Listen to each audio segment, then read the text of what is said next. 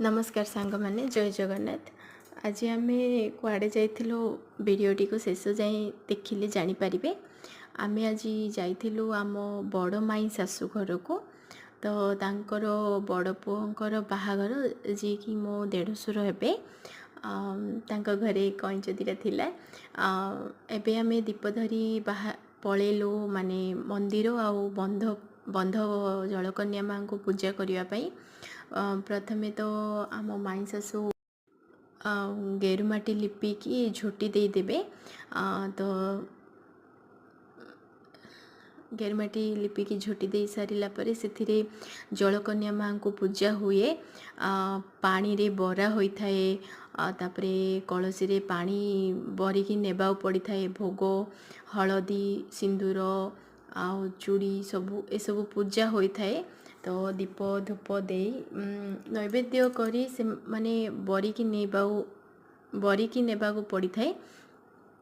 तो देखिपे आम से तांके आम बड़ माई शाशु आउ जी टिके बढ़ा बढ़ी कर मो मझिया माई शाशु।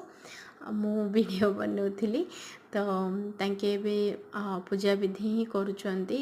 फूल पानी छड़ी सारिला परे देखिपे किछि किछि जलकन्या माँ को भी करा जाए। तापरे जलकन्या माँ को ही अर्पण करा जाए। तापरे पूजा सब हो सारिला परे किछि कलसी रे पानी बरिकी नेबा को हुए आउ किछि ढाल रे भी नेबा को पड़ी थाए। ए ढालर पानीटा आपण वीडियो लास्ट जाए देखिले आपण निश्चित जानी परिबे।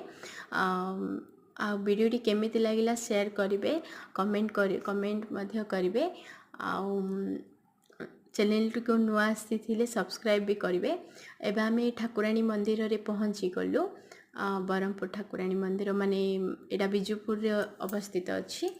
तो देखिपे एबे माने नुआ बोहूर जहाँ किछि लुगा आउ बर पाई जहाँ आसी से लुगा पूजा हुए। एटा होची सात घर पानी तोला हुए जहाँ कि से बर सकाळु एटा गाधेबे। कोइली पानी कहती आम गाँ पट एपट पानी तोला कहती।